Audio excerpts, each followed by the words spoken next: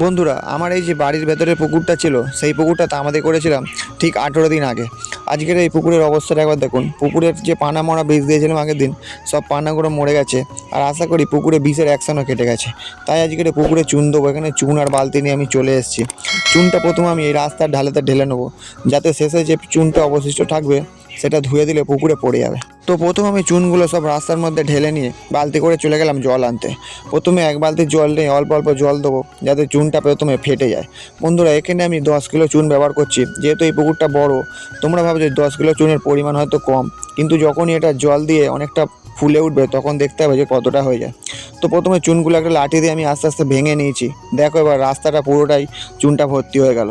তো আস্তে আস্তে চুনটা যখন ঠান্ডা হয়ে আসছে, এবারে আমি চলে যাব ওই ধারে একটা মেয়াজলা পড়ে আছে, মেয়াজলাটা আনতে। যেহেতু এখানে অনেকটা চুন, তাই আমি মেয়াজলাতে চুনটা গুলবো। সেই জন্যই আমাদের পুরাতন একটা মেয়াজলা ছিল, সেটাই নিয়ে চলে এলাম। এসে মেয়াজলাটা বসিয়ে নিয়ে প্রথমে একটু ধুয়ে নেবো, যেহেতু মেয়াজলাটা অনেক দিন ধরে পড়েছিল। ধুয়ে নেওয়ার পরে ভালো করে এখানে মেয়াজলাটা বসাতে হবে। বন্ধুরা, তোমরা যদি কেউ পুকুর তামাদি করার পরে পুকুরে চুন দাও, তাহলে ভুলেও কিন্তু টাটকা চুনে হাত দেবে না, তাহলে তোমাদের হাত হেজে যেতে পারে অথবা ঝলসে যেতে পারে। এখানে আমিও টাটকা চুনই ব্যবহার করছি, কিন্তু একটু সাবধানের সাথে। তো মগ দিয়ে প্রথমে কিছুটা চুন নিয়ে মেজলায় ঢেলে নেবো।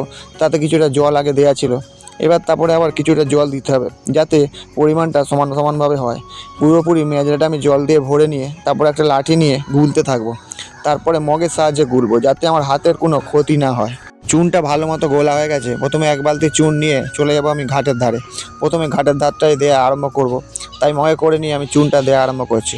বন্ধুরা, পুকুরটা 18 দিন হয়ে গেছে তামাদি করা, কোনো বিষের অ্যাকশান নেই। খুব শিগগিরই এই পুকুরে আমি মাছ ছাড়বো, তাই জন্যই তাড়াহুড়ো করছি।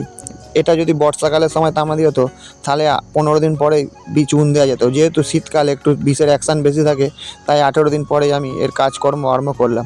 তো যাই হোক, প্রথমে ঘাটের ধারে সব চুন দেওয়া হয়ে যাওয়ার পরে বালতিটা নিয়ে চলে গেলাম পুকুরের ওই দিকটা। এবার ওই দিকে আমি আস্তে আস্তে চুন দেওয়া আরম্ভ করলাম। এরম করে করে আমি পুকুরের চারধারটায় চুন দেবো। বন্ধুরা, পুকুর তামাদি করার পরে চুন দেওয়াটা একদম দরকারি।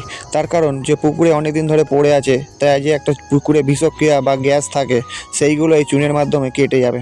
আর পুকুরে হড়া টানার আগে চুন দেওয়ার একটাই উদ্দেশ্য, যেন তলার পাঁক ফেটে যায়, আর হড়া টানলে তলায় যে গ্যাস আরে আছে পাঁকের মধ্যে, সেই গ্যাসগুলো সব উঠে যায়।